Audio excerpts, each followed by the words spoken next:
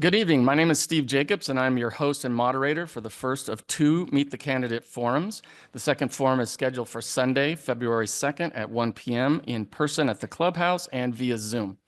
During these forums, Sunnymead Ranch homeowners are able to listen to the candidates running for the seat on the board of directors. All candidates were invited to attend these forums, but they are not mandatory. And it's my understanding that Mr. Nunnally is under the weather, and so he will not be attending this particular forum. As you may know, the Sunnymead Ranch annual meeting of the members and election is February 24th. The main purpose of this meeting is to elect 3 homeowners to the board of directors by a vote of the membership. The term of office will be 2 years for each director. Questions for this and the next candidate forum are submitted by homeowners, selected and organized by the moderator, and candidates were not provided the questions prior to this forum. Let's do a little bit of housekeeping. If you would like to submit a question for the next candidate forum, you can do so online by visiting oursunnymeadranch.com. Click under the tab Election, and you will see a place where you can submit a question. Also under housekeeping is please no cheering, applause, or jeering, or other comments or shout outs until each candidate has given their closing comments toward the end of the meeting, and then you're more than welcome to show your love for your candidate. These sessions are being recorded and will be posted to the Sunnymead Ranch YouTube channel in the coming days. Those are for people who may have missed any of the candidate forums. Each candidate will have 1 minute for opening introductions. 2 minutes, 2 minutes for closing remarks, and candidates will also have 1 to 2 minutes for each question, and I'll let you know the time after the question. Madam Chair Osborne will be the timekeeper for tonight's event, and she will signal you when you've got 30 seconds, which will give you a chance to wrap up your comment. The most important thing to remember from a technical standpoint is if you are not speaking, to please turn off your microphone. When there's microphones that are turned on, you get this looping feedback, and nobody likes it because it's hard on the ears. All right, let's get started with opening remarks. We'll go alphabetically by last name. So Pat Escobar, take it away. Good evening. My name is Pat Escobar. I'm sure most of you know me because I'm always around. I love to see so many people here. I wish we were having open forum right now because it's just remarkable to see how many people are here. Anyway, I'm running for re-election to the board of directors. I've been on here since 2020. I've enjoyed it. I love it. And I want to represent you, and I ask you to give me your vote. I'm Carolyn Goeler. Most of you know I've been on the board for a while now. It's been 2.5 years. I'm a 28-year resident here in Sunnymead Ranch. After a fairly early retirement, post-retirement, I started attending the open forums here and became involved in just how this place runs and et cetera. And before too long after that, I joined the activities committee, followed by the architectural committee. I've been the lead for the yoga club. And I am here because I want to continue my work in getting this community we live in the way we need it to be, continue to have things in good working order, and protect our investments in the community. Thank you. Hi, my name is Sheila LeGrande. I am a 7-year resident here at Sunnymead Ranch. I love my community. I love my neighbors. And I think just by being on the activities committee for a little over 2 years, I've really gotten to know a lot of more people in the community. And I would like to expand my horizons with this community, and I think being on the board would help that. I have a lot of suggestions for what we can do to make it better, and I think we need to do a little better. Mr. Wendell McAdoo.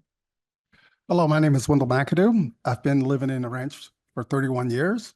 I am a California real estate broker, not active. I negotiate contracts for a company called Lumen Technologies. I've been a main negotiator, negotiating with companies like SpaceX. Over the last 5 years, I've negotiated over $800 million worth of contracts with them to roll out their Starlink network. Also, I'm a UC Riverside MBA. I got an MBA at UC Riverside. So I am deeply into the community as far as, education wise. I've decided to run because I believe that we should have people on the board to basically ensure that the values of your properties are maintained and raised if possible.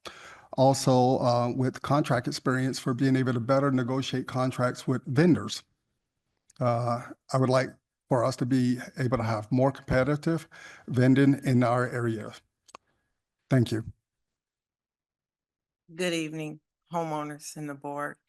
My name is Claudia Tyus. I'm a homeowner here. I've been in Sunny Mead Ranch for almost 10 years now. I've been in the community of Moreno Valley since 1997.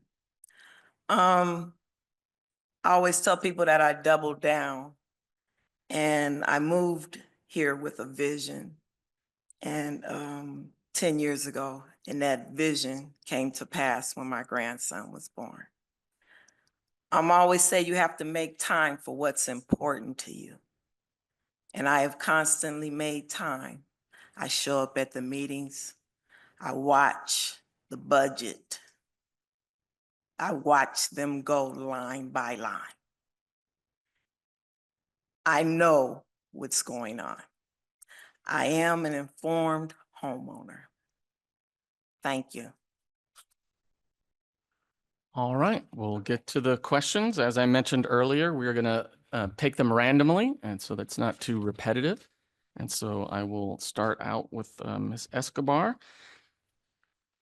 As this question is 2-minute response, Ms. Osborne. 2 minutes. As you know, the association has operating funds and reserve funds. Some have suggested that the board take the millions of dollars in the reserve fund and use it to pay a dividend to homeowners. Do you agree?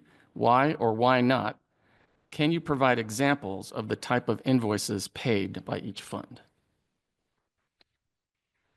Okay, we have 2 funds. We have an operating fund and we have a reserve fund. Our operating fund is for all the repairs that need to be done on a daily basis, our gates that aren't working, our landscaping work, things like that.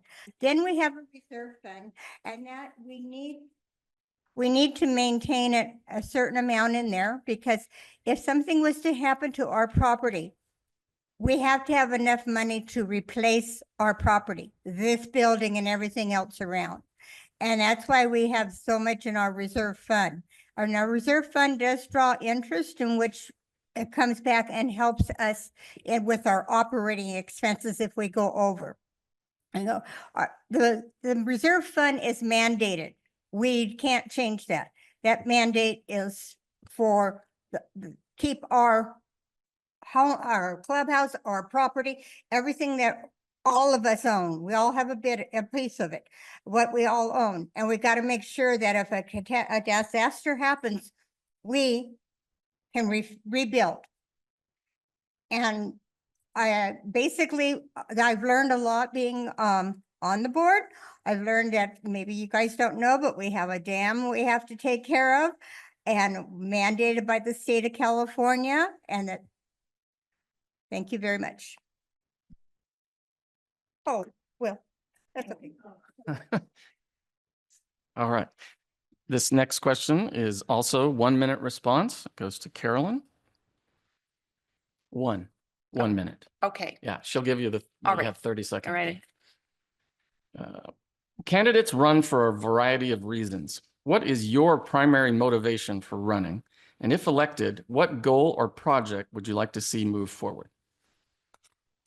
My reason for running for reelection is to continue what I've started. We have a lot of projects that are in the works that need additional work. And the reason I ran to begin with was just to give back to the community, basically, and to contribute my 30-plus years of experience, and I feel like I have the assets to be an effective board member. You need common sense, and you need to be able to work with other people, collaborate. And yeah, so that's it. The 30-second mark was up, so I'll go ahead and finish with that. Thank you.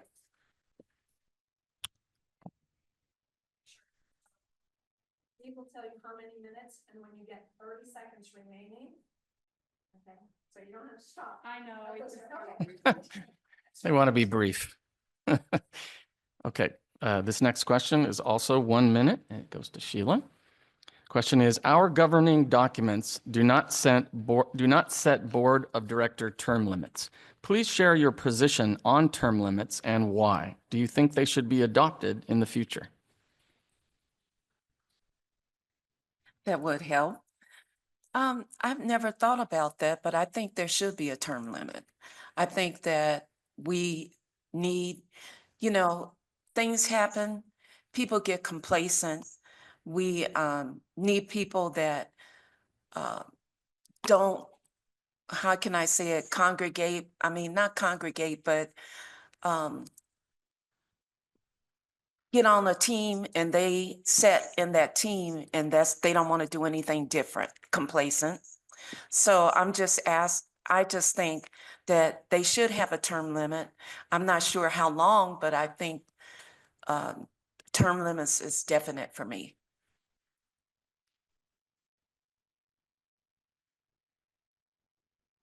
All right, this next question is for Wendell. Is a 2-minute response. Mhm. The question is, our current governing documents do not allow for short-term rentals like Airbnb and VRBO. Neither does the city of Moreno Valley. Do you think this is fair or unfair to homeowners who want to use those services as a way of supplementing their income? I think it's fair. Wouldn't make a change in that rule. One of the problems when you do have a lot of short-term rentals like that Airbnb is that you have a lot of damage and uncontrolled behavior within the areas that housing that people do this. Is really not a long question answer for me. I just don't believe in it. This is a community for the people who've come here to live long-term with their families and to be able to enjoy that without having outsiders who are not invested in the community disturbing the peace of the community. Thank you. Very good. Okay, Claudia, this next one. This is a 1-minute response.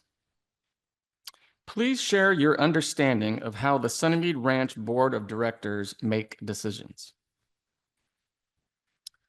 Okay, first of all, the board of directors are held to accountability by the governing in the bylaws. They cannot make decisions based upon their feelings. They have to do their due diligence and make decisions based on not what's best for them, but what's best for the community. And let me add this. The directors are volunteers. They pay the same fees and are affected by the same bills that we are. Thank you. All right, Pat, the next one's for you. Also a 1-minute response. Assessments were increased 3% recently. Do you agree or disagree with this increase? Why or why not? Please elaborate. Okay, yes, our assessments were increased 3%, and they will probably be increased once again 3% or less if we can do it. And the reason for that is that we have to keep, the bills are going up, just like your home bills, your electric bills, your own personal bills. They're increasing. Ours for the HOA are increasing as well. So we have to stay in line with what the percentage of increase is. And we also have a reserve fund, a reserve accountant that tells us, lets us know how we're doing and if we can or can't increase it. But 3% is not much when you say we're paying 127 right now. And I agree with the increase because of the cost of living.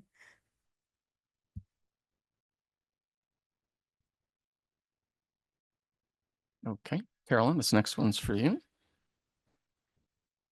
It is a 1-minute response. Being a board member requires time and dedication. Open sessions held once a month are typically 2 hours. Executive sessions twice monthly, typically 6 to 8 hours each. Budget meetings, 8 were held last year, typically 2 hours each. Besides that, there are town halls, coffee with directors, annual events, and leading projects. Do you have the time and willingness to commit to this? Please elaborate. Yes, I do. I've been doing it for 2.5 years.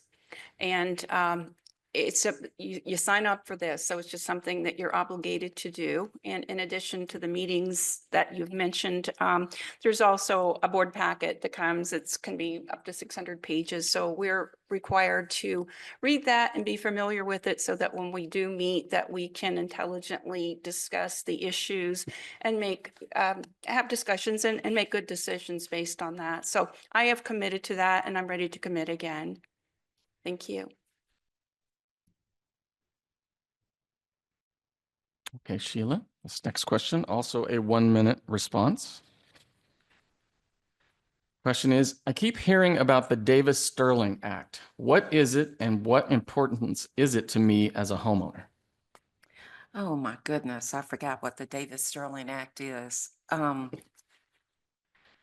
I certainly remember seeing it several times. I have to say that I would have to look that up again because I have forgotten. But I did recall it. I do recall it.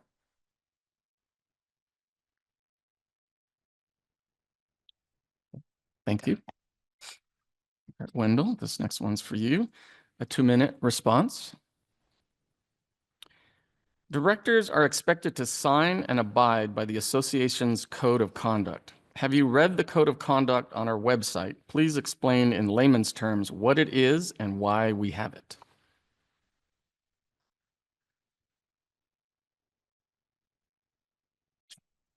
I've not recently read the code of conduct, but I deal with code of conduct within my business environment every day.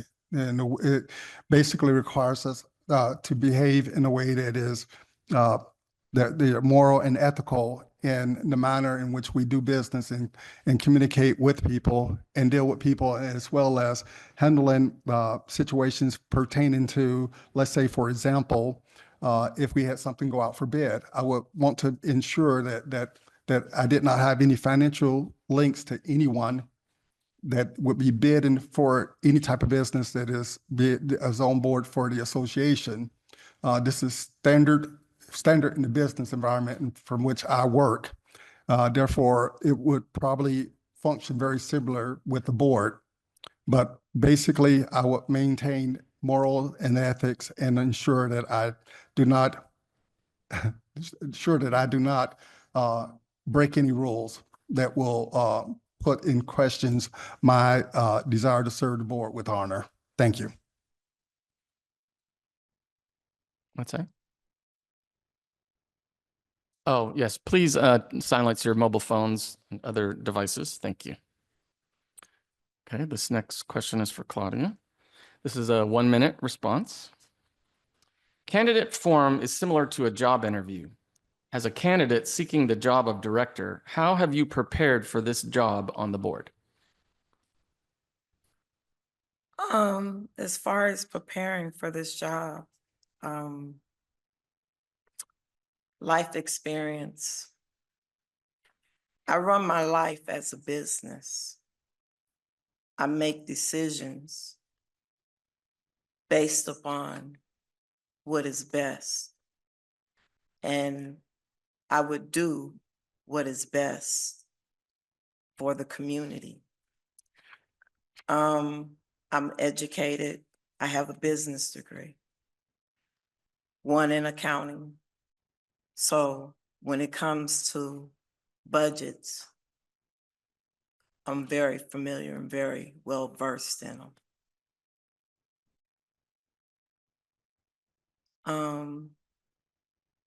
Nobody comes to this position or sitting up here now, except two of the incumbents that knows exactly what they're looking at until you actually get into the job. Thank you. Thank you. Pat, this one is for you. 1 minute response. A small group is posting personal information without the permission of a candidate on a public website. What is your position on this type of action, and do you believe it strengthens or weakens our community?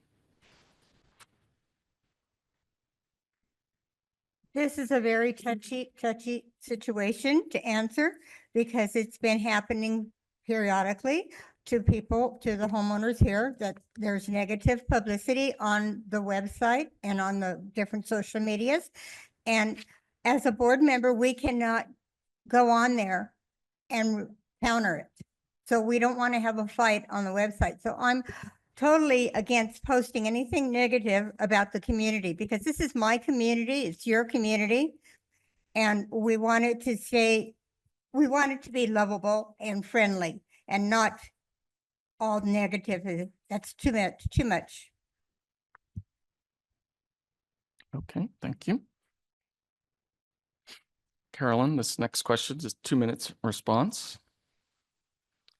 As you know, the association has operating funds and reserve funds. Some have suggested the board take the millions of dollars that are in the reserve fund and use it to pay a dividend to homeowners. Do you agree? Why or why not?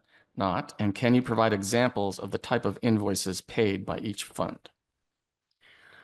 Yes, I'll piggyback a little bit on Director Escobar's response. The reserve funds, it's essential that we have those. And it's not only for the big disasters that could happen where we have to rebuild a clubhouse, but it's for the upkeep of the community property, anything that needs to be repaired, replaced, removed, or just kept in order. So we have to keep that funded. And for those who don't know, a portion of our monthly dues does go to the reserve fund. So what operating expenses cover are the day-to-day bills that the HOA has to pay, the utilities. We've got to keep the lights on, the landscaping, security, everything else comes out of operating funds. So reserve is not something that we play with. It would be ridiculous to give it to dividends and then not have the required funding to deal with the things that need to keep our aging community in good shape. Thank you. Okay, thank you. Sheila, this next question is for you, also a 1 minute response. Over the past several years, our ballots asked about IRS ruling 70-604. What is that and why is it on our ballots? I am stumped again. I remember that on the ballot, but I don't recall it right now.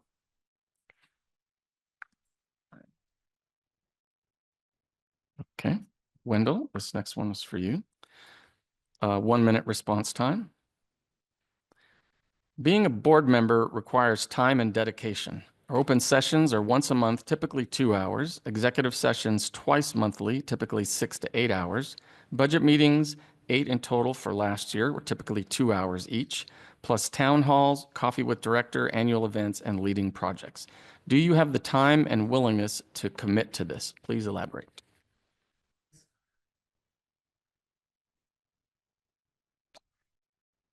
Michael, and yes, I do. I work remotely outside of going to customer meetings. So when I live a block away from the association, I don't have a problem being able to meet all time requirements for both the executive and the standard meetings and the public meetings, which I believe are necessary to continue to promote the association and help the community grow as a whole.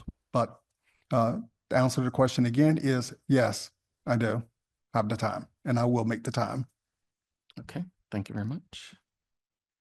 Claudia, this next one's for you, a 2-minute response.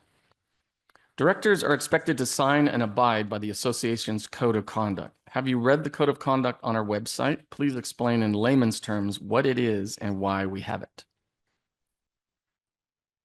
The code of conduct, yes, I've read it. I can't send back to you every word in there, but in layman's terms, it keeps you honest.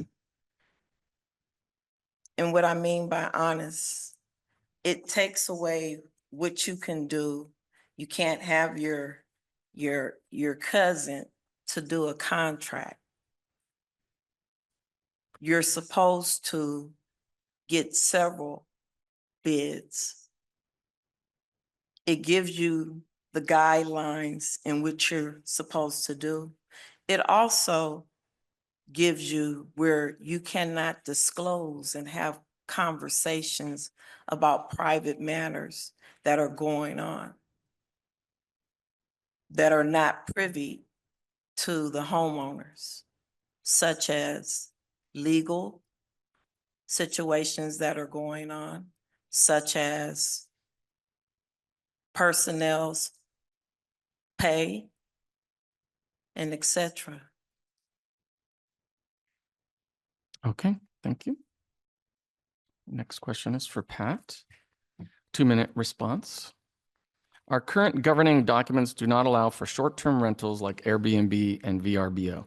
Neither does the city of Moreno Valley. Do you think this is fair or unfair to homeowners who want to use those services as a way to supplement their income? I think this is fair because I have to look out for our community. Our community involves 2,677 homes, and that's who I have to represent, and that's who I have to make sure is fine. We have Airbnbs and we have short-term rentals, and these people come in, they have no ties to the community. They come and go. We don't need that. We need to keep our property values up. We need to keep our property in good shape, and we don't know these people, they don't know us, and they don't really care. Well, I can't say all of them, but there's some that just don't really care about what they do to somebody's home. They're in there for a short term, and they just don't give a damn, and it's like, we want our homes, each and every one of us, to represent us and we want to represent this community, and we want to follow the rules of the city as well. So I'm against short term. Thank you. Thank you. Carolyn, this one's for you, a 1-minute response. Our governing documents do not set board of director term limits. Please share your position on term limits and why. Do you think they should be adopted in the future? I would be open to term limits. I don't know what amount, but it's important to not have short-term term limits because you need experience and knowledge to go on year after year. It would not be a good thing to have a board of inexperienced board members. At the same time, we do need new faces and different thinking from time to time, but as we have it with 3 people elected 1 year and 2 people the next, it avoids having an all new board. So that actually I think is working, but some type of term limit I wouldn't necessarily be against it for the future. Thank you. Sheila, this next one's for you. It's a 1-minute response. Assessments were increased 3% recently. Do you agree or disagree with this increase? Why or why not? Please elaborate. I have to say that I agree with the increase simply because I think this is my 3rd house with homeowners associations, and as the inflation changes, everything goes up. We have to move with that. My last association, we paid over $400 and some dollars. So when they say they're gonna do 3% of $120, I'm good with that. But I know that we do have to go with how inflation is going and what is going on in the community as far as what we have to take care of in our community. Thank you. Okay, Wendell, this one's for you. 2-minute response. As you know, the association has operating funds and reserve funds. Some have suggested that the board take the millions of dollars that's in the reserve fund and use it to pay a dividend to homeowners.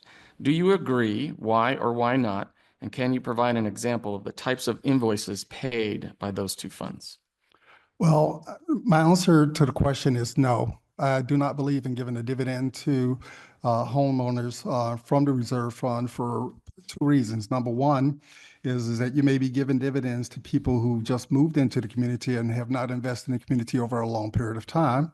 Secondly, just like with the California budget here, we see that we have ebbs and flows on cost and income within across the years. The purpose of the reserve fund is to basically weather the storm when we do have times in which our costs we have cost overruns pertaining to maybe some type of maintenance that needs to be done that is non-standard. Okay, so the answer to the dividend question is absolutely not. Secondly, basic operational funds are just like our previous member stated, which is basically your day-to-day operation of the association, bills, lighting, maintenance on the property, etc. Thank you. Thank you.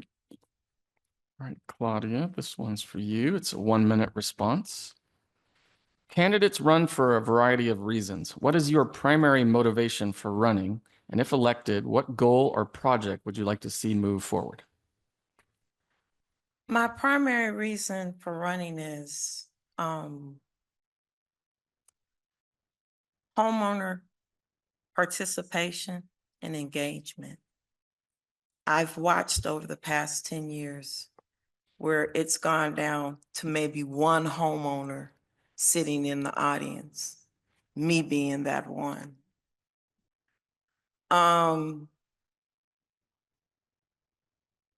We can't survive like this.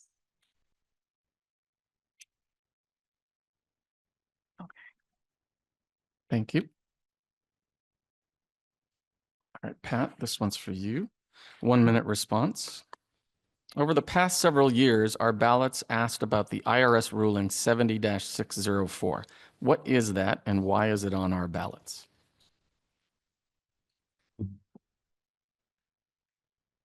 Okay, that ruling is that we are allowing the association, whatever money is left in unused funds, reverts right back into the association, into our budget for the following year. And that's used homeowners approval for that. So that's why it's on your ballot, because if you guys don't approve of us reusing the money, or however you want to say it, anyway, then we can't do that. And that's why it's on your ballot. Okay, thank you. Carolyn, this one is for you. It is 1-minute response. Candidate forums are similar to a job interview. As a candidate seeking the job of director, obviously you're incumbent, how have you prepared for this job on the board? I would have to say I've prepared by being on the board for 2.5 years, but just in preparation for tonight, I just kind of thought about, I've been through a few of these candidate forums and just types of questions that I could anticipate. And I just looked through some of our governing documents and just refamiliarized myself with some things that I might have to address. So basically, it's experience. Thank you. Okay, thank you. Sheila, this one is for you. 1-minute response. Candidates run for a variety of reasons. What is your primary motivation for running? And if elected, what goal or project would you like to see moved forward? Basically, I'm kind of like Mr. Marin over there.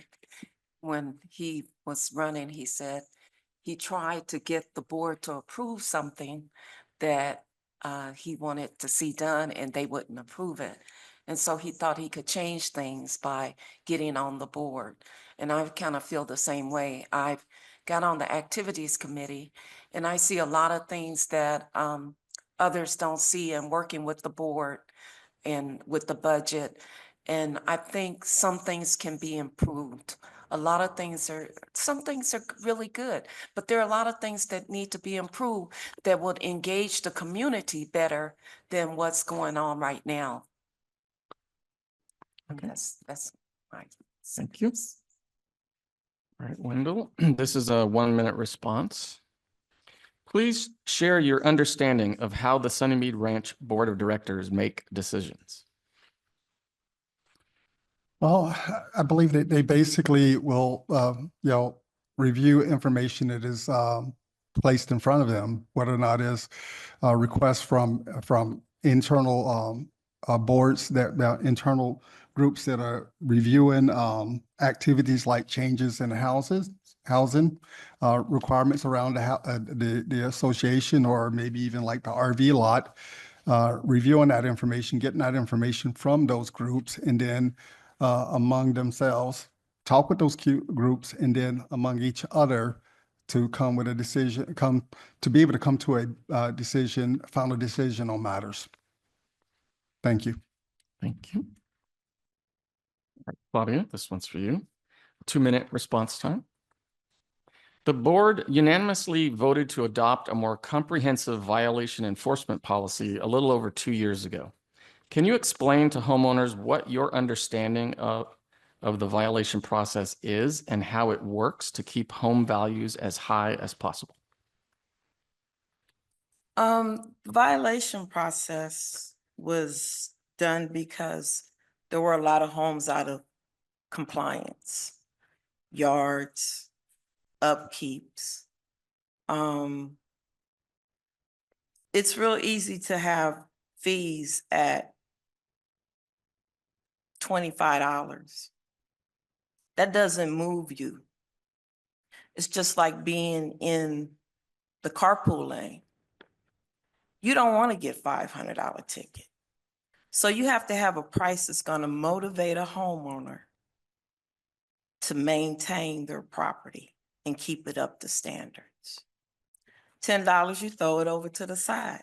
But if somebody hits you with 500, 1,000, 2,000, 5,000, they have your attention. I agree with it. That does affect your home value.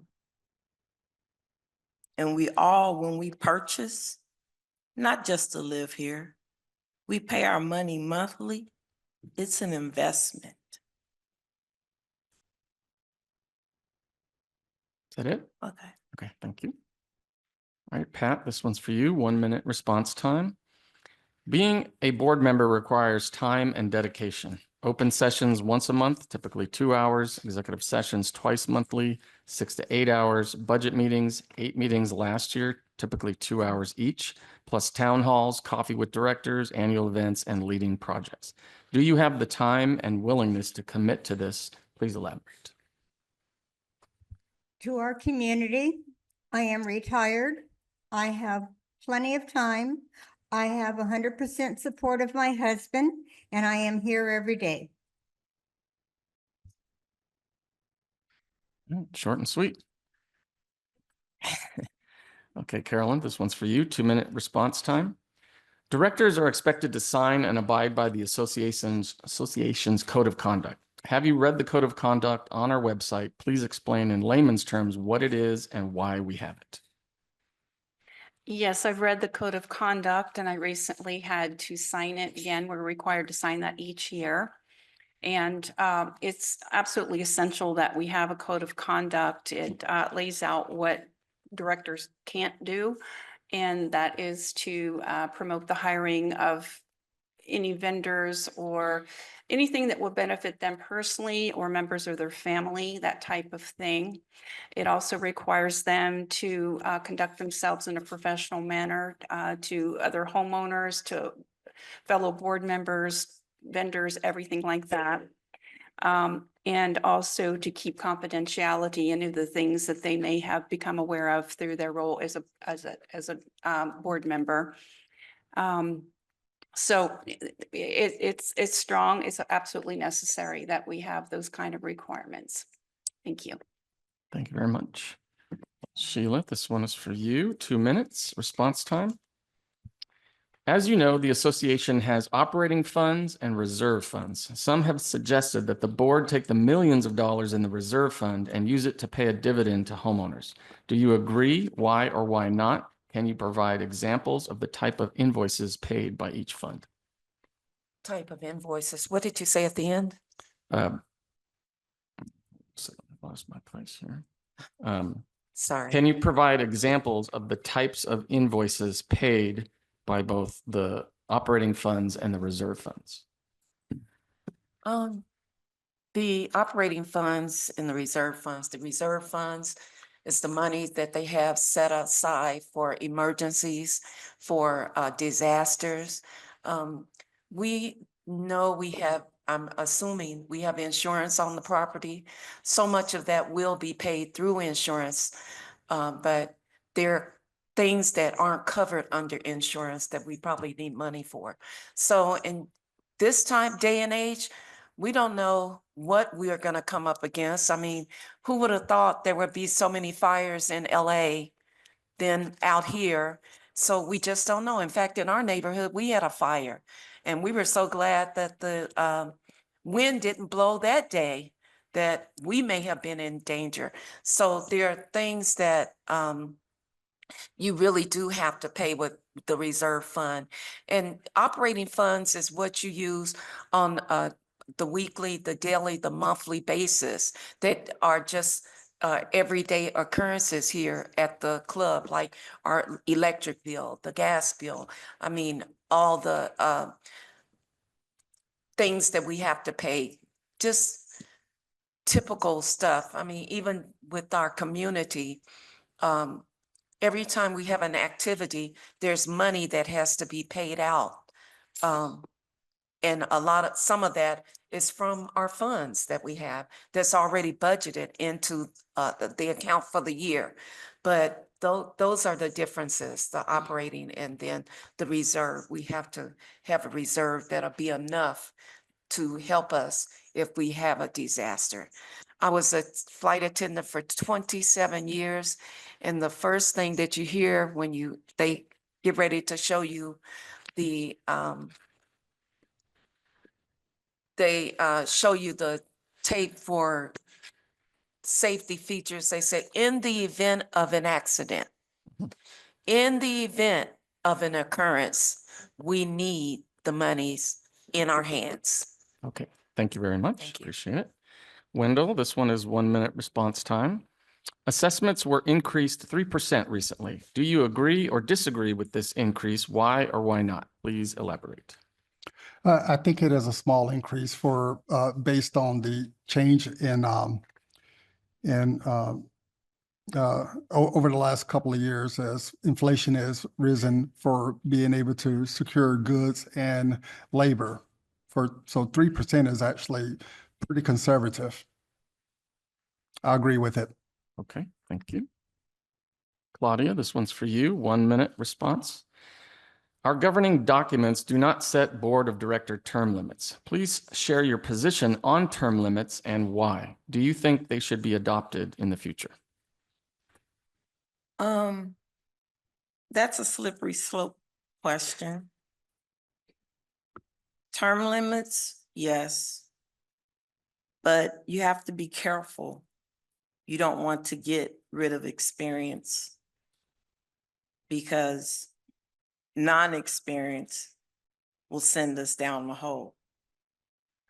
I think you should have term limits, sit off a term, and then come back, be able to run again.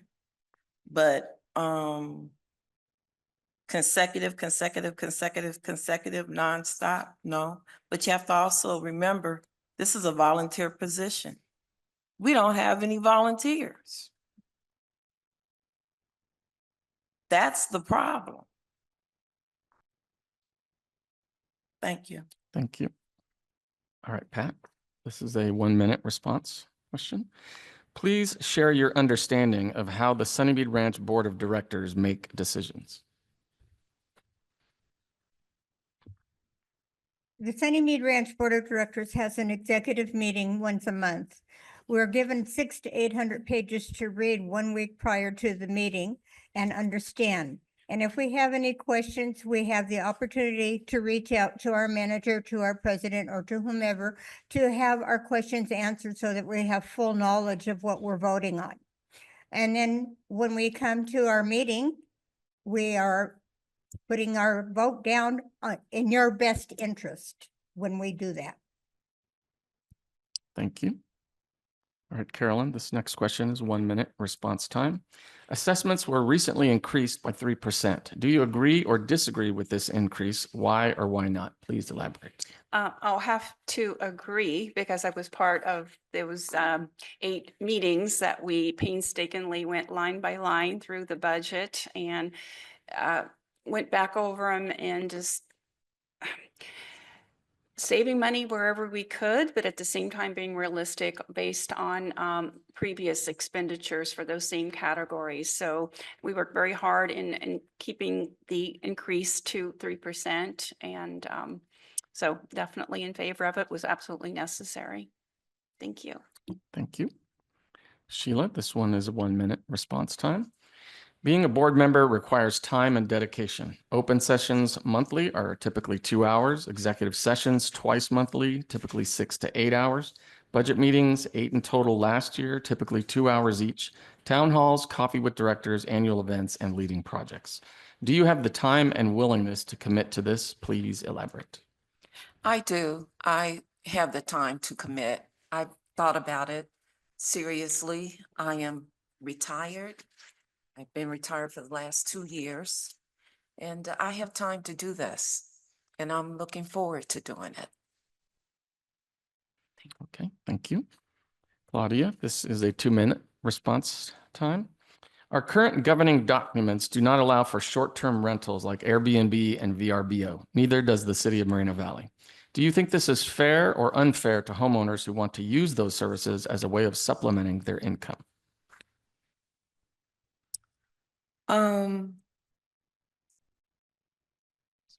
We purchase in a community.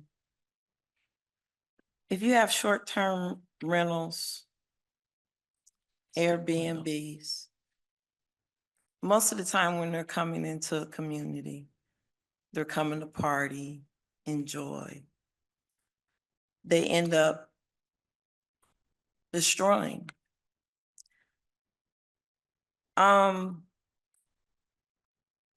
If you step away from that and just look at the amount of rentals that we have in our community, if you pay attention every time a home goes on the market here lately,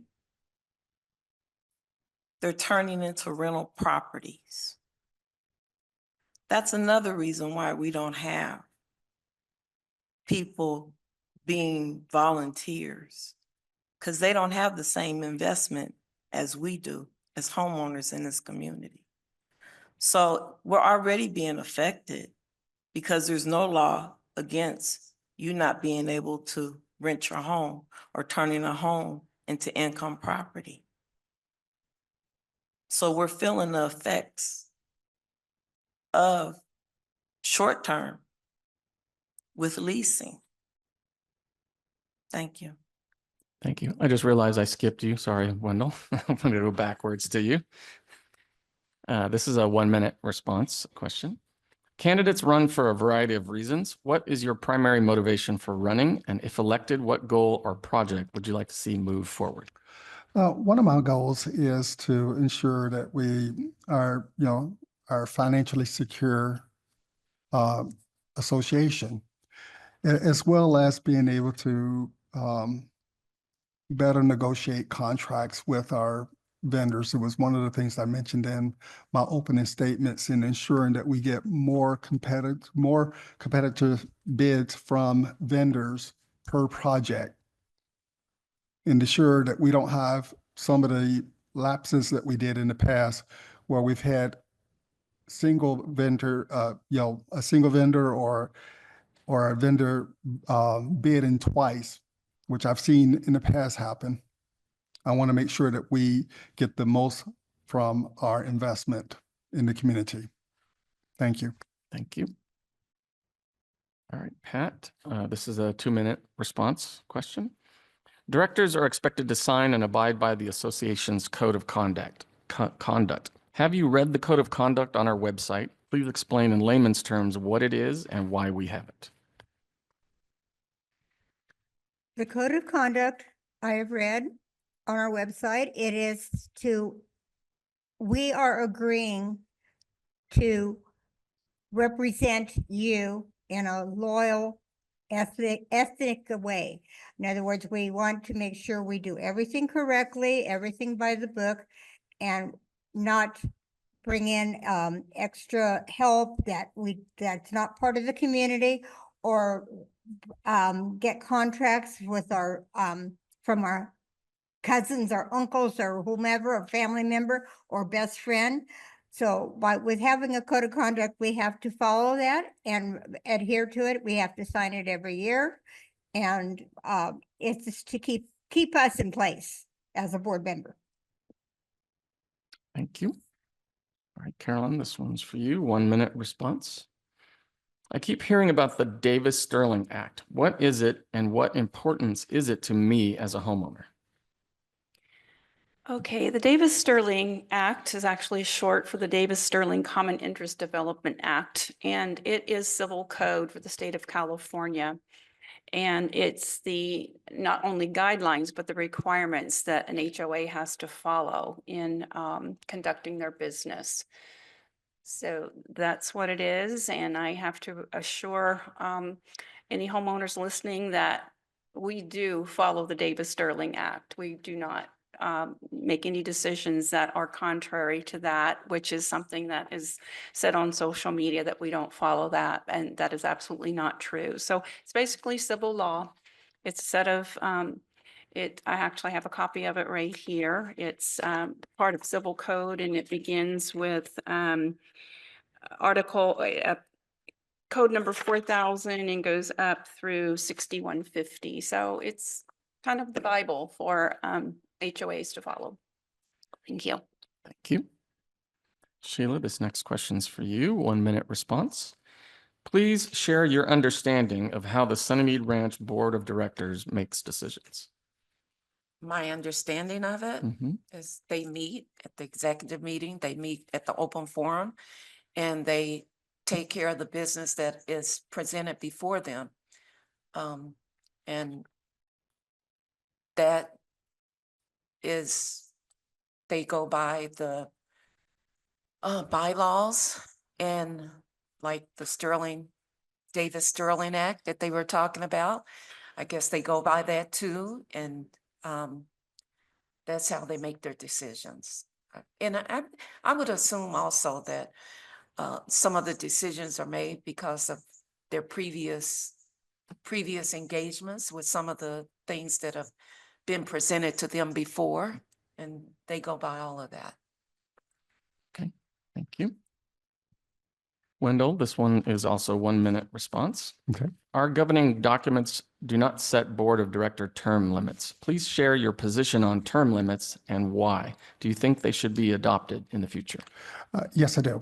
I don't think anyone should serve the board for more than 4 to 6 consecutive years in term.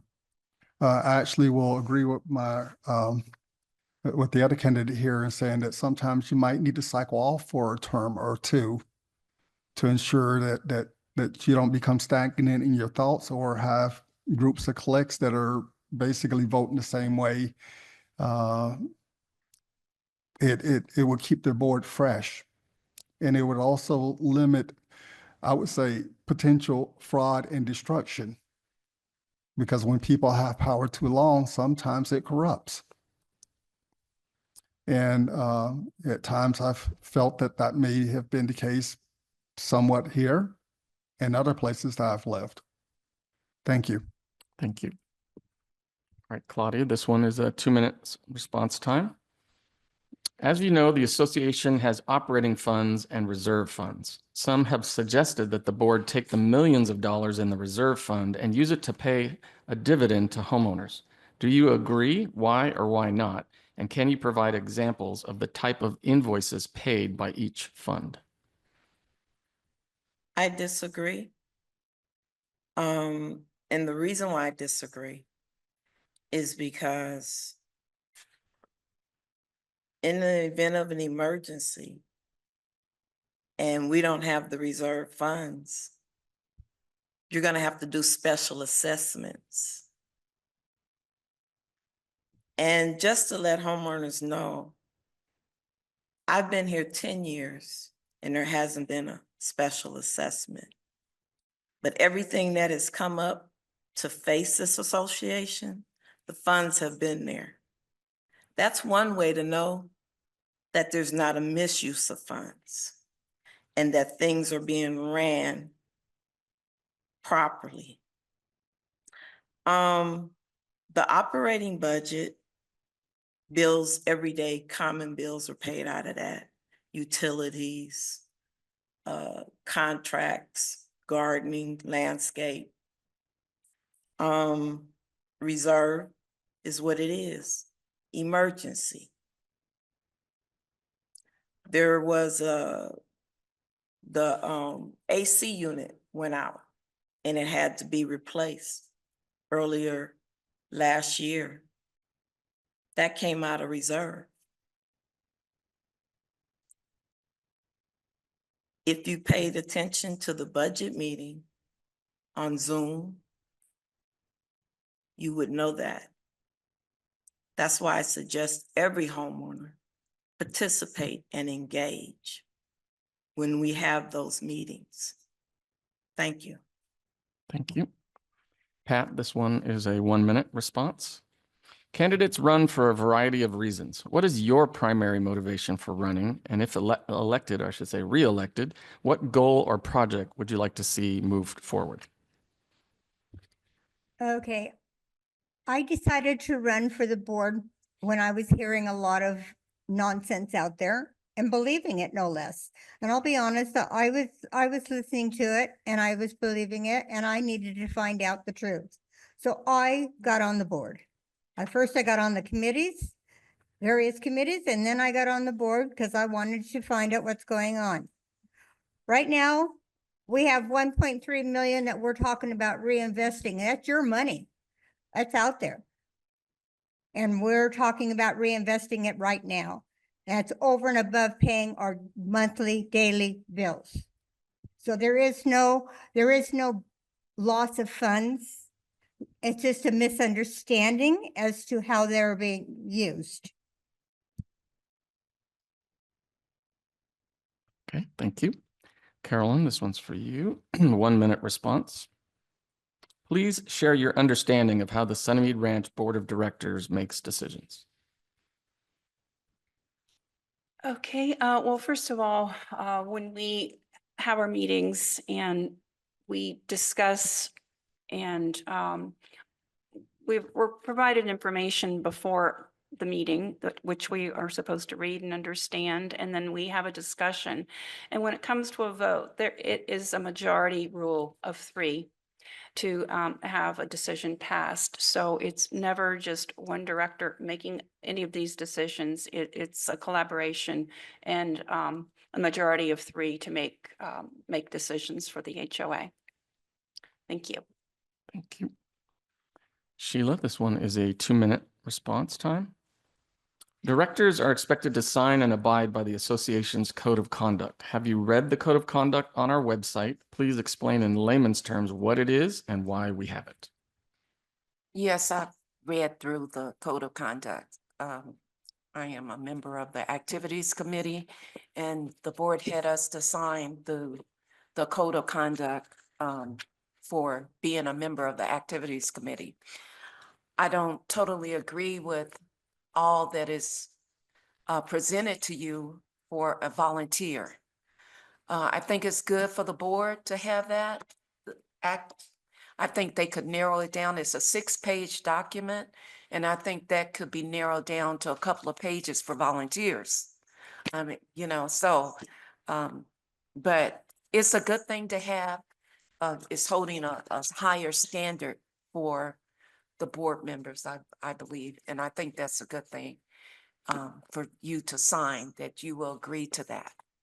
And I'm just a little salty over the volunteer issue, but I signed it, but I think it could be narrowed down to a couple of pages. Thank you. All right, Wendell, this is for you. 1 minute response time. Thank you. I keep hearing about the Davis-Sterling Act. What is it and what importance is it to me as a homeowner?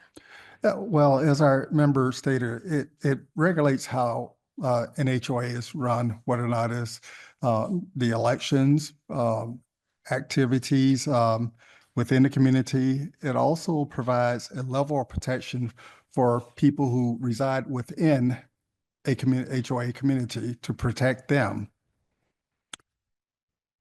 Thank you. Okay, thank you. Claudia, this one is for you. 1 minute response time. Being a board member requires time and dedication. Open sessions once a month are typically 2 hours, executive sessions twice monthly, 6 to 8 hours each, budget meetings, 8 total last year, typically 2 hours each, town halls, coffee with directors, annual events, and leading projects. Do you have the time and willingness to commit to this? Please elaborate. Yes, I have the time and willingness to commit to that. I've been committing to that for the past 4 years, almost 5 years. I attend the homeowner forum. Last year, I just missed one. I was on vacation out of the country. I attended every open budget meeting on Zoom. I attend the directors with coffee. So the only thing that I would need to really commit to is being the director and the time that is off from the open forums. And I'm willing to do that. That's why I'm running. Thank you. Thank you. Pat, this one's for you. 1 minute response time. Our governing documents do not set board of director term limits. Please share your opinion on term limits and why. Do you think they should be adopted in the future? When I first came on the board, I felt that we needed term limits. And I looked into it with our management company at the time and found out what we needed to do, how we needed to go about it. It is something that has to go out for a vote of the community. And it's nothing that's the board will decide. It's a community decision. First of all, what I see about term limits is that you have the people with experience, people that remember what happened. When you get a new person on the board, they're raw. And it takes a while to establish and know what's going on. And without that knowledge there, you lose something. I mean, right now, thank God for Renee, because she's the oldest on the board and we're the youngest. So not in age, but I'm saying in our ability of what we have to do. So we have to pull from her her past, her experience, and it's very important. And I don't think term limits will work. Maybe staggering them a little bit different, but not term limits. Thank you. Carolyn, this is a 2 minute response time. Our current governing documents do not allow for short-term rentals like Airbnb and VRBO. Neither does the city of Moreno Valley. Do you think this is fair or unfair to homeowners who want to use those services as a way of supplementing their income? I totally am against Airbnbs in our community. Most of you are aware of a really dire situation we had a year or so ago with a homeowner that was doing Airbnbs, and there was damage to surrounding properties. There was a shooting that took place. It absolutely does not belong in our community. And I'll leave it at that. Absolutely not. Thank you. Okay, thank you. Sheila, this one is for you. 1 minute response time. Candidate forums are similar to a job interview. As a candidate seeking the job of director, how have you prepared for this job on the board? I believe I've worked as a flight attendant for flight service manager, actually, for American Airlines for 27 years. I retired there and I went to Philadelphia Insurance Companies for 16 years in the underwriting department where I dealt with contracts all the time.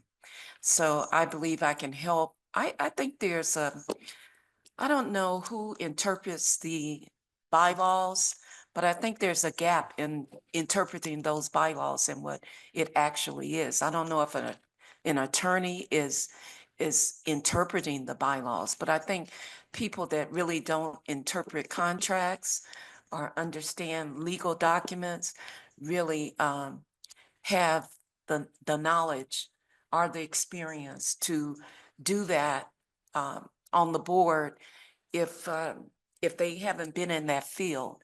Otherwise, I feel like they're just going by what somebody else is saying and agreeing with them on this is what it is. And I think that kind of arrangement needs to be stopped if that's the case. Thank you. Wendell, this one's for you. 1 minute response time. A small group is posting personal information without the permission of some candidates on a public website. What is your position on this type of action? And do you believe it strengthens or weakens our community? I believe that it can damage the community. And to some degree, it is reckless because for you to be able to post information like that, you need to ensure that you're posting facts if you're posting anything. And I don't think it does the community good. I do believe in First Amendment and the ability for people to speak their minds.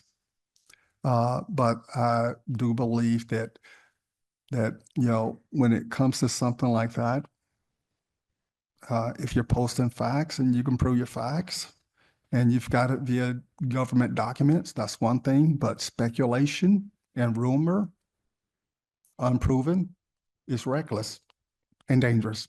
Thank you. Thank you. Claudia, this one is a 1 minute response time. Assessments were increased 3% recently. Do you agree or disagree with this increase? Why or why not? Please elaborate. I agree. Everything around us is going up. Insurance went up 25% last year. Water went up 6.25% last year. This year, it went up 6.9%. Every bill that we incur as homeowners, the association occurs. We need the increase. We can't stay at that point. Thank you. Thank you. Pat, this one's for you. 1 minute response time. I keep hearing about the Davis-Sterling Act. What is it and what importance is it to me as a homeowner? The Davis-Sterling Act was written by attorneys, and it's what it is has all of the civil codes that we need to follow in there. And if you have any questions, it starts with Civil Code 4000 and goes on to 6000 and something. And anytime you have a question about something, you pull it out, you read the civil code, and then you follow that to the best of your ability. And if you feel that another board member isn't following it, then you converse with them and you discuss it so that you all learn what it is. We do have a book that we receive from our attorneys every year that we read, and I'm welcome to share it with anybody if they want. Thank you. All right, Carolyn, this one is a 1 minute response time. Over the past several years, our ballots have been asking about the IRS ruling 70-604. What is that and why is it on our ballots? It's on our ballot so that we have a choice of returning any excess leftover funds from one budget year to the next, and whether we want those to go back to the coffers, so to speak. And if we don't do that, then we have to pay taxes on that money. So we don't want to have to pay tax on that overage, which I don't think we ever have, but if we did, we would pay taxes on it unless we get the vote from the homeowners to return that or leave it in the budget in our accounts. Thank you. Okay, thank you. Sheila, this one's for you, 2-minute response time. The board unanimously voted to adopt a more comprehensive violation enforcement policy a little over 2 years ago. Can you explain to homeowners what your understanding is of the violation process and how it works to keep home values as high as possible? How it works, the violations, it was 2 years ago that they adopted, but I think one of the issues with the homeowners, everybody got it at the same time, and that was a big issue. So I think if the violations were gently sent out and not everybody at one time, I think that would help the camaraderie with the homeowners and the board. And some things, I think the board, they do it, but I don't think they put themselves in the position of the homeowner. And if you put yourself in the position of a homeowner, you would have a little more empathy and everything wouldn't be black and white as far as by the book. Now, I know that the Davis-Sterling Act is now, I'm remembering as people are talking, that it is regarding the government giving you the ability to have your own little government in your community. So everything doesn't have to be cookie cutter. Some things can be different or approached differently.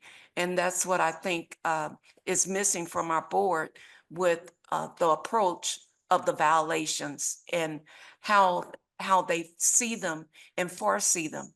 I'm not saying that violations shouldn't be done. Yes, absolutely. But the approach to how those violations are presented and how significant are they? How much time does a person need to do this violation? I see our board doing these things, but not in the realm of actually having any empathy or putting yourself in the position of that individual person, of that fine or that violation individually. What are their circumstances and how long? Thank you, Sheila. Appreciate Thank you. I could go on about that. I'm just sorry. it. All right, Wendell, this one's for you, 1-minute response time. Candidate forums are similar to a job interview. As a candidate seeking the job of director, how have you prepared for this job on the board? I've worked in the business environment for a lot of years. I believe that will help me better negotiate contracts with potential vendors. Said that probably 3 or 4 times already. I'm a real estate broker. I understand real estate law, and I've sold real estate, and I believe that that will help me better work with the association to ensure that we keep our standards up so that we, thank you, so that we can continue to have rising property values.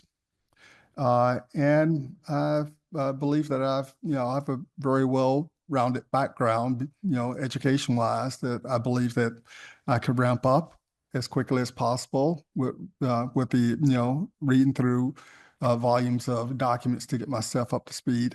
Should I be elected? My past history shows that I can do that. Okay. Thank you. Thank you. Claudia, your next 1-minute response time for this question. A small group is posting personal information without the permission of some candidates on a public website. What is your position on this type of action, and do you believe it strengthens or weakens our community? I'm against it. It's wrong and it weakens our community. And I've been a victim of it. The Davis-Sterling Act has been referred to. Just even to run to be a board director, you only need to be in membership. That what will disqualify you is financial delinquency of your assets, co-owner with another board member, new resident, 1 year or less, criminal history. My information was leaked and is sitting online. Information to intimidate me from 27 years ago. Thank you. Okay. Pat, this next one's for you.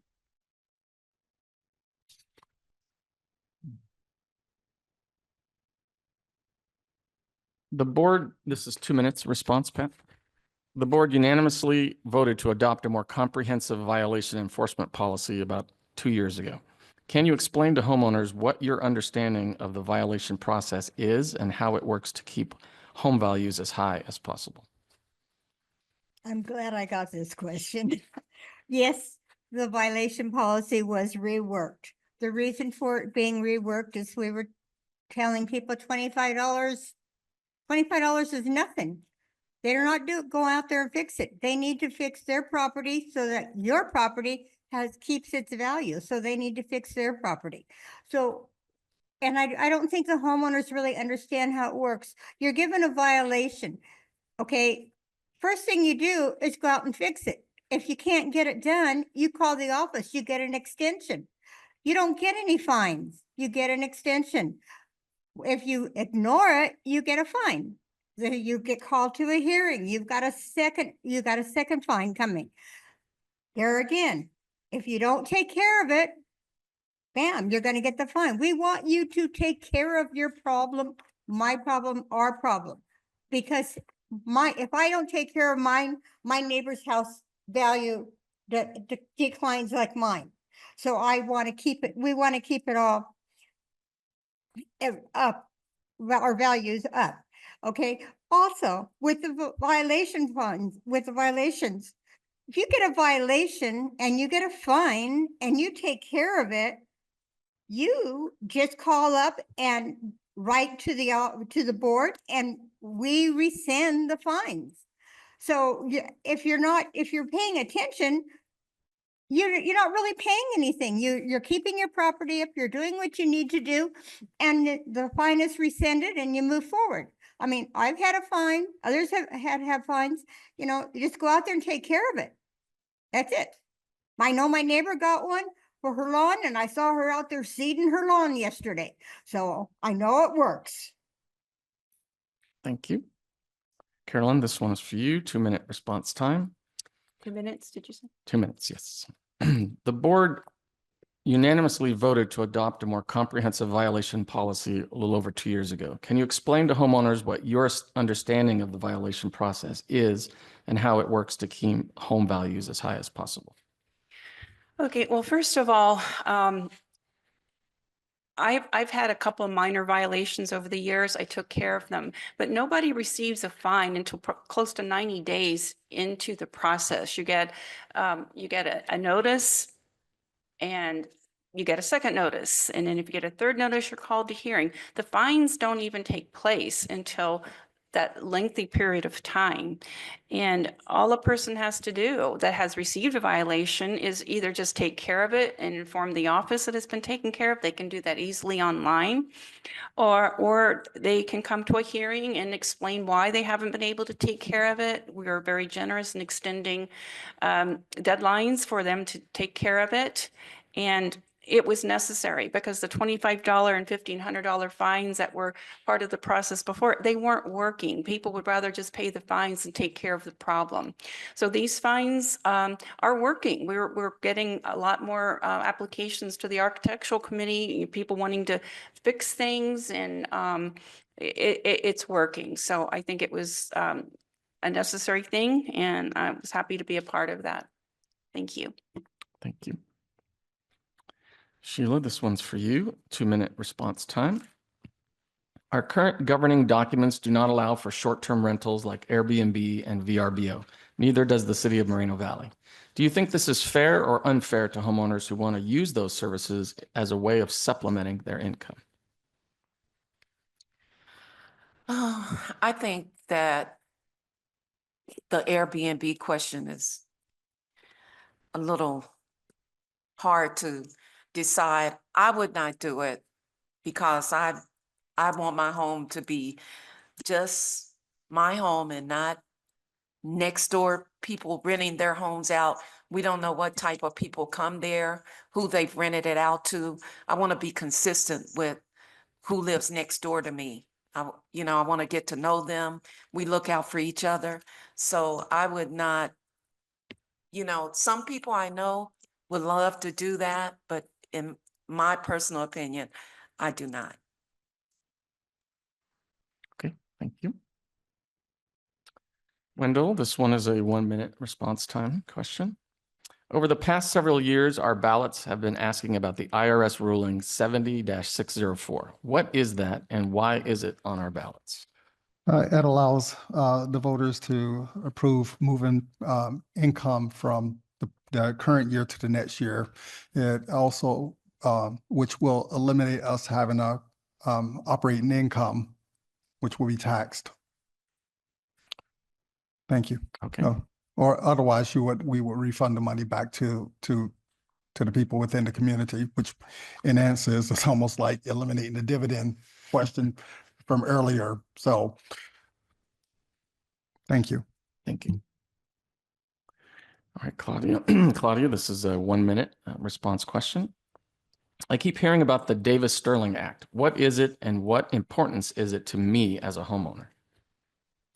The Davis-Sterling Act is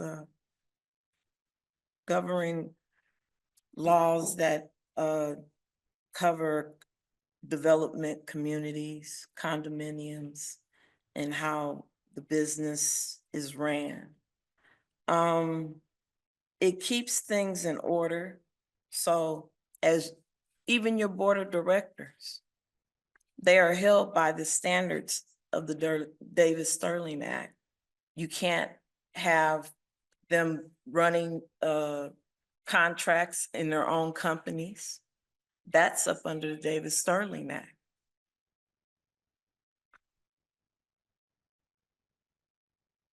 Oh, I thought I heard. No, that was somebody else's. Okay. It's okay. Okay. It was a 1-minute response, so. Okay. Okay. All right. Thank you. All right, Pat, this is a 1-minute response time and we're winding down, so this might seem a little repetitive toward the end. Candidates forum is similar to a job interview. As a candidate seeking the job of director, or how have you prepared for this job on the board? The way I prepared for this job is I've got a good night's sleep because every day there's 1,000 emails to answer. There's 1,000 questions to be answered, and I want to be on top of it. I want to make sure everybody, all homeowners that are asking questions or seeking answers, that we provide the best answer possible. We have things going on in our community that we need to make sure our management is following up on, and we need to stay on top of our management as well.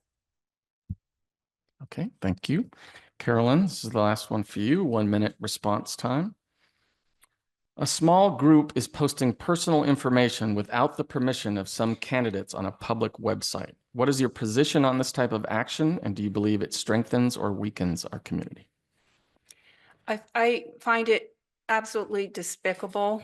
I can't remember an election in recent years that was based on merit. It was always putting out information that was absolutely untrue to either intimidate or just to disparage the reputations of other board members or of candidates. We have enough trouble getting individuals to volunteer to be on the board. And when they are when they're learning now that they're going to be doxxed, and something happened 25, 27 years ago, it's irrelevant. Things happen in people's lives. I haven't been doxxed because nobody could find anything on me to dox me for, but there have been disparaging comments about me on social media, and again, it's despicable. Let candidates run on their merits, not putting others down. Thank you. Sheila, this is a question for you, 1 minute response time. Same question. A small group is posting personal information without the permission of some candidates on a public website. What is your position on this type of action, and do you believe it strengthens or weakens our community? I have to agree that it is really terrible for someone to post something, and especially if it's not true, about a candidate or somebody on the board. And I think people should leave people's personal business out of anything dealing with the public. And I condemn them for having that kind of act. And I do not agree with it at all. And I would not respond back. Like they said, the board, you don't have, you don't get to respond back to them. But I've seen stuff like that, and that's a no-go for me. I mean, whatever they're hinting on, that I should be agreeing with them about this person, they just lost me on that point, at that point. Thank you very much. Wendell, last question for you, 2 minute response time. The board unanimously voted to adopt a more comprehensive violation enforcement policy a little over 2 years ago. Can you explain to the homeowners what your understanding of the violation process is and how it works to keep home values as high as possible? Well, I'm going to say I agree with it. I agree with the changes. And I'm going to tell you, if you walk to any neighborhood that is adjacent to our neighborhood, you will see why you need to maintain standards. We have a community that is next door to us that our property values are approximately $250,000 higher, because you don't have cars parked on the driveway. You don't have a brown dirt lot in front of a house.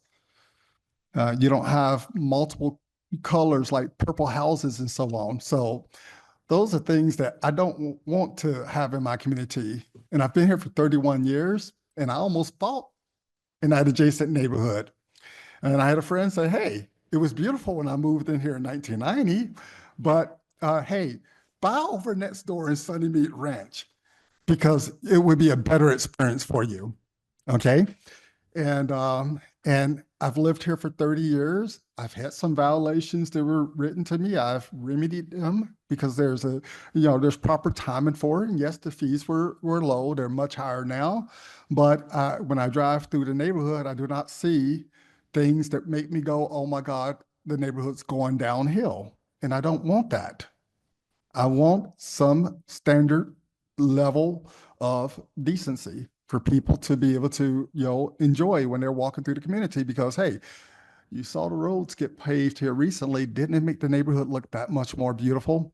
And then having a house beside you that maintains their property, makes it that much more. So I believe that we're just fine where we're at. I agree with the changes in the policy and the fees. You have time to fix it. Thank you. Have a good day. Thank you. All right, Claudia, last question. 1 minute response time. Over the past several years, our ballots asked about the IRS ruling 70-604. What is that, and why is it on our ballots? Well, you've heard it already. It's the unused funds. And we have to vote to either return it or put it into the current budget. I'm always for putting into the current budget. Because if we return it, we're gonna end up with special assessments because everything around us is going up. Okay, that's it. Thank you. Okay, we're going to move on to the next section, which is called closing comments. We will start at the head of the table and work our way down. Each person has 1 minute for a closing comment, and then we will close the meeting. Tricia. First of all, I want to thank each and every one of you for being here tonight, listening to us, and understanding what we're saying, what we want to do. We want to make your community better for you, and we want to work hard at it, and we do. We work many, many hours at home reading, at home doing research and everything else for you, for me as well, but for you and for our community. We want our community to be pristine, be number one. We've got a lot of projects in the works. I'd like to stay on and see those projects through to completion. Thank you. Carol? Okay, there's a couple of things that stand out in my mind that directors are required to do. And one of them is to enforce the CCNRs. We are mandated by law to do that. And in accepting our fiduciary duties strongly, we have to make decisions that benefit the community as a whole. We have to make decisions sometimes to not approve certain things, and it's because if it only benefits 2 or 3 people, it's not a wise use of our money. And I hope I've answered your questions this evening. That gives you the confidence in re-electing me to this board. I'll work hard as I have done and would like to continue to do so. Thank you.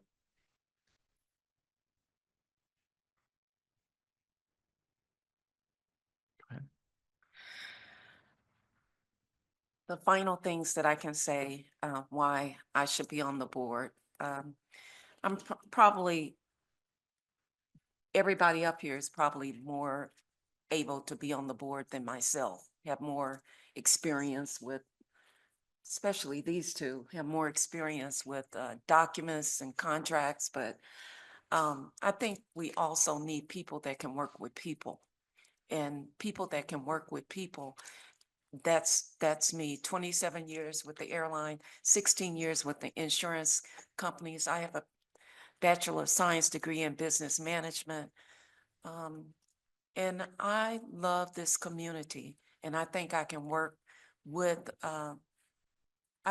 just anybody. So I'm looking forward to working with the board, working with the committees, and just making it an all-around better place to live when you say Sunny Mead Ranch. Thank you.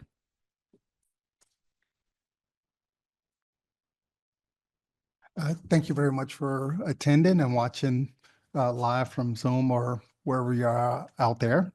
I decided to run for the board because I want to make sure that we make physically responsible decisions, as well as maintain a higher standard of living than the rest of Moreno Valley. I drive through the rest of the city as well, and I like what I see up here. Okay. I also believe that me joining the board would be a beneficial in ensuring that everyone is being able to reach out and communicate with the representative. I'm going to be open to listening to new and different ways to do things, including security over at our RV lot, which we suggested a couple of years ago, because I work in that type of area, security and et cetera, as far as ensuring that communications are done remotely to ensure that our properties are maintained safely. And I think the RV lot leaves a lot to be desired from all the vandalism that has happened over a couple of years. Thank you. Thank you. Hello, homeowners, and thank you for joining us. The energy this here, the amount of people here and online, let's stay engaged. That's the reason why I'm running. We need to get engaged. We need not just baby boomers. We need millennials to get involved. Because we can't sustain like this. So I thank you. All right. I'd like to thank everyone for attending, both all the candidates that came out and shared their time. I'd like to thank the homeowners who joined us via Zoom. And I'd also like to thank the homeowners that are here in person at the clubhouse. And if I could just make a mention of the next candidate forum is going to be Sunday, February 2nd at 1 p.m., both here in the clubhouse and via Zoom. For the residents that are here in the clubhouse that would like to submit a question, there are some green cards in the back. Feel free to fill those out and just leave them. The general manager will see that those get noted and recorded. And if there's nothing else, I think we can close this out.